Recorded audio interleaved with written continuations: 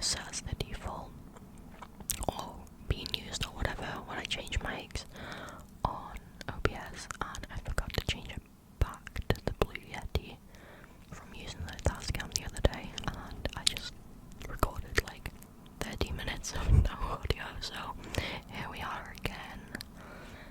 Let's start over, and I'm going to be reading different ones from last time because honestly, as I was reading the ones that I had read, I was thinking they're not really that good and they weren't written very well, so they were a bit of a headache to read. So let's just get into today's video. The first one is by Ride-Advisor19. It's titled, and there's the wind I was talking about. It's titled Neighbours built into our property. Now not happy, the council are making them rip it out. UK. Cutting a long story short, our neighbours have French doors, and towards the end of last year we noticed them building a platform / ramps / steps into their garden. From what we could see, it didn't look like it breached our boundary, so we didn't want to make a fuss. We also couldn't get a proper look at it because we had to put a tall fence panel on top of the wall a few years ago to stop the kid and their mates leaning over and looking at us in our living room. Would annoy me so much. While a few weeks later, we could see their dog leaning over our wall and barking at our cat. Small dogs who couldn't realistically be able to reach up and over unless this platform has come over the boundary and is raised a ridiculous amount off the ground. So we took the fence panel down to get a better look, and lo and behold, they've built the platform against our wall, which is well inside the boundary of our house, so it shouldn't have been used, nor is it designed to be a retaining wall. They've come over around 12 inches in width and 4 feet in length, and over 4 feet in height. Basically, I can sit in my living room and they can stand on the platform and see directly in. So since it was already built, we've put in with planning permission with the council. They've come out to look at, and whilst I can't be sure what's happening, they haven't responded to our emails yet. I've had the neighbours at the door screaming at me that it's got to be ripped out, so it seems that the council agree that it shouldn't have been built, which nor would they get retrospective planning permission, which I'm quite surprised about. I thought the council would dawdle. I am now getting screamed at every time I'm in my garden, driving past them, slagging me off to all the neighbours threatening to kill my cat, all because they shouldn't have built over the boundary in the first place. They clearly thought we'd just lie down and take it, the entitlement. I don't understand this type of entitlement from people. If I wanted to do some sort of extension on my property, the first thing I would do is have a professional come out and look at it and make sure everything's in order, because the worst thing imaginable is putting all the money, the time, the effort into building something like that, or having it built, and then you've got to rip it all out. Like, the money's gone down the drain, so like, surely wouldn't that be the first thing you do? You make sure everything's up to code, and also like, you just be respectful of your neighbours. The next one is by a deleted account. It's titled, My neighbour accused me of stealing her Amazon package. Turns out her husband did it. So last month my neighbour comes banging on my door like she's the FBI. No hello, no good morning. Just straight to, I know you took my Amazon package. I was stunned. I asked her what she was talking about, and she says she has camera footage of someone in a hoodie walking up to her porch. I live next door, and yeah, I wear hoodies, so apparently that was enough for her to decide it was me. I told her to show me the footage, and she did. And she said it was too blurry to tell, so it's not proof, just vibes. I laughed and told her she's barking up the wrong tree. but she stormed off, muttering something about calling the cops. Fast forward 2 days, I'm taking out my trash when I see her husband sneaking the same Amazon box from his car into their garage, trying so hard to be low-key. Turns out he ordered a fancy blender for his health kick, didn't tell her, and it got delivered while she was out. He brought it inside later and played dumb when she realised it was missing. So she accused me, screamed at me in front of neighbours, and then nothing. No apology, no, my bad. Just avoids eye contact and waves awkwardly like we're cool now. Now every time I see her walking her dog, I make sure to smile and say, "Hey, got all your packages." That's insane, just going off on someone like that. Just from a hunch. Like, make sure you know before you absolutely, like, try and rip someone to shreds in the street, you know? Also, a-hole husband, be honest with your wife. The next one is by Morty and Murphy and is titled "Teenagers Pushed Us Too Far and Probably Got Their Family Evicted." I tried to be a polite neighbour. You're not going to see me often and I won't seek out conversation. But when new neighbours move in, I will go and introduce myself and offer mine and my spouse's phone number. This is a nice neighbourhood. It's completely normal to give Christmas baskets or let someone's dog out if they need it. Stuff we did for our previous next door neighbours. No one would complain about a random party on a holiday weekend. I won't be bothered by your kids playing loudly on the sidewalk. People behave but aren't unreasonable about expectations. Especially since we live in townhouses that are all connected. There's just no way to eliminate all neighbour noise. All this to say, I don't think we have unreasonable community expectations. Since these new neighbours moved in the vacant rental next to ours, we have had nothing but trouble. They have only been here a couple of months, but they are the second worst neighbours we have ever had. The absolute worst was a couple at our first apartment who resolved conflicts via fisticuffs. The first annoyance was a normal one. Their bass was too loud through the walls, a common problem since people aren't aware of how thin the walls are. We did the same thing. Our previous neighbours texted, we apologised and adjusted settings, confirmed they couldn't hear it anymore, and all was well. We work from home and needed to be in meetings, so we went over to ask them to turn it down and no one answered. Finally, we texted the mother, and the music only happened in late afternoon between the time when her kids would get home from school and when she would get home from work.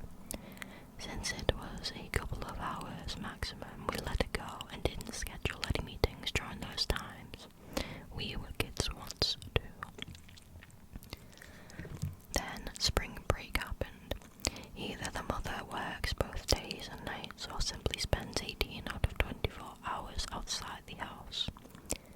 Twice in one night, my husband had to sternly tell her daughter's friends to stop looking in our cars, leaning on our cars, and screaming after midnight. 5 feet from our front door, by the way. Then the next night we catch them doing it again. My husband opens the door to one of them drunk little idiots, popping a squat and pissing less than a foot from our car.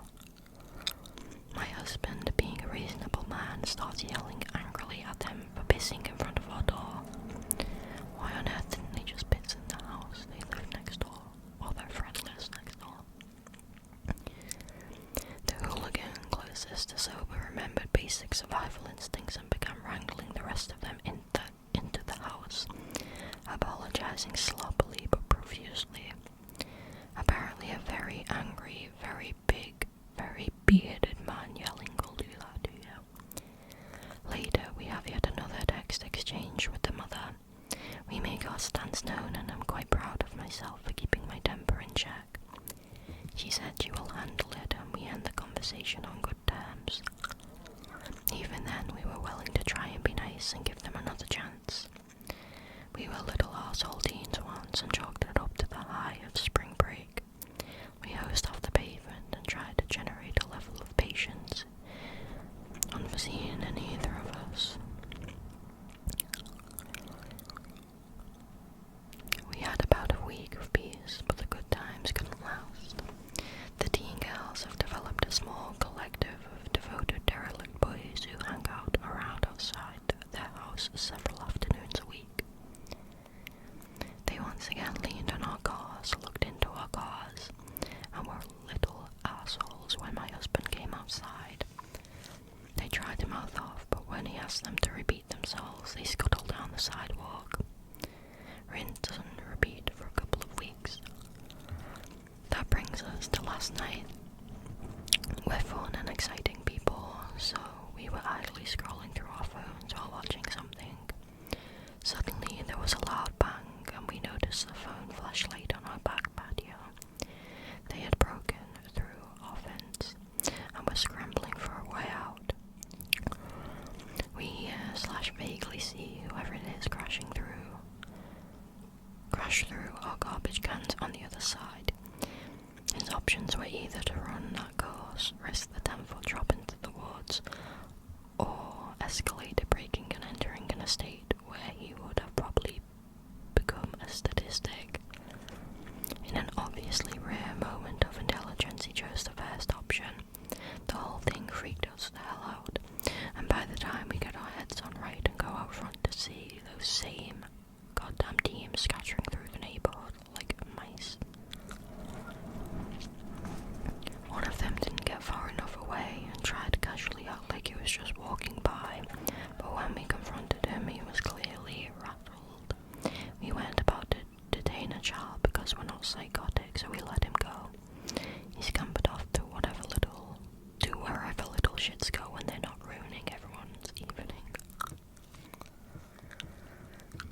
The neighbour on the other side of the problem house had someone break into their back area as well, going the opposite direction, and I panicked. I reached out to the mum, convinced their daughters may have been hurt or were robbed. She brushed me off and got a little rude when I told her the trespassers had definitely come from her house, and that every other neighbour said the same thing. That is until a random uncle appeared, driven home by someone else. He listened to us and fed us the usual bullshit people do when they don't want to deal with anything. Lots of empty apologies and excuses for why the kids are alone, but apparently he told the mum that 4 adults were all saying the same thing. The working theory is that the boyfriend somehow knew an adult was coming back, probably location sharing, so they panicked and left out the back. The mum tried to walk back her attitude and apologised after hearing how many witnesses there were, but I'm not very forgiving once I'm at a certain point. It's something I'm working on. I did not accept her apology. Later, when we reviewed our camera footage from the whole night, we saw the same little shit. We stopped to go into her house with the others about an hour before they trespassed. The same little shits come back later after the trespassing and lean on our cars, climb on our cars, and film themselves lip-syncing up for whatever reason. So we decided to go nuclear. To quote the certified badass Cobra Bubbles, thus far you have been adrift in the sheltered harbour of my patience. Mummy dearest had no way of knowing this, but the neighbours we were friendly with had lived there before. They were very good friends with the homeowner. It was very easy to get his number from them, text him, and bing bang boom, suddenly my husband is on the phone with a very embarrassed guy, whose apologies were much more coherent than Biscay's friend. He was really very appreciative of the Google Drive link with the video of every single issue we have had. A few I've left out just to save space, complete with timestamps. The other neighbours got his phone number as well. We learned some interesting info from him. The mum gave us a different name than the one he had. There were only supposed to be 2 people total living there. We we see 5 or more living there regularly. Other fun things I'll leave to your vivid imaginations. Needless to say, they're in violation of their lease with just this, but one thing my husband and I have in common is that we are very thorough. So the next step was the police report. Did you know that in my state you can file a non-emergency report online for things like someone on your back porch late at night, or people casing your car? It's really very easy. Our HOA isn't open until Monday.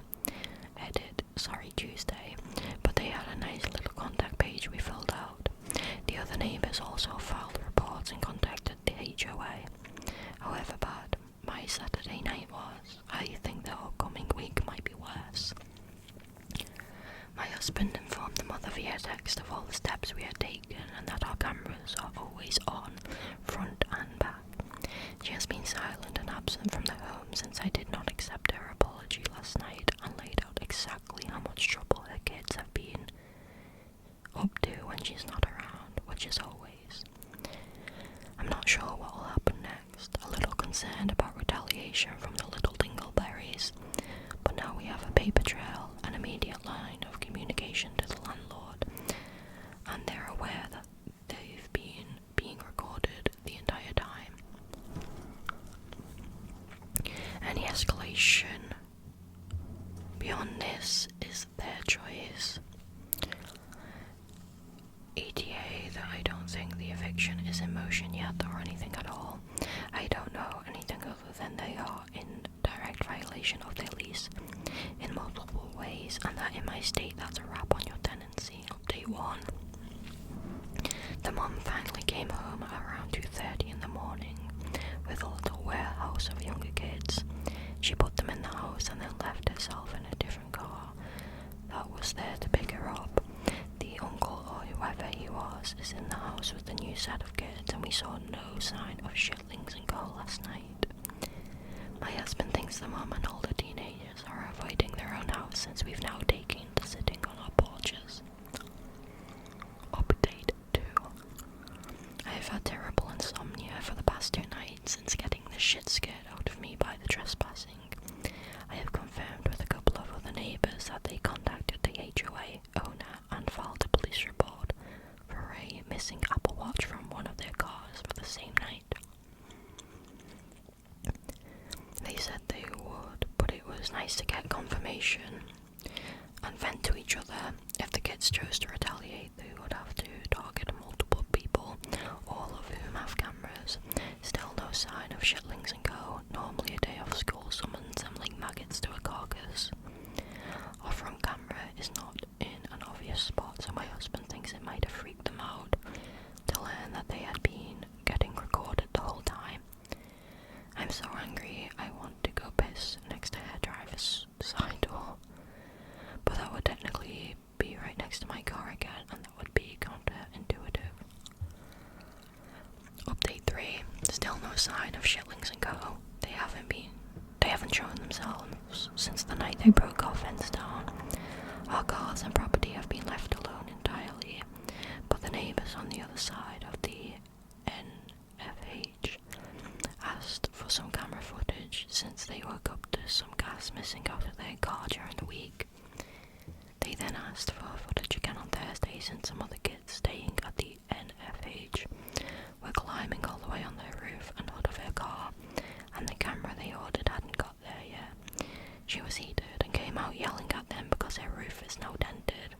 The adults came rushing out to usher the kids inside for only a minute, and then the whole crowd bundled up into their cars and left. I think they know they're on thin ice. I wasn't part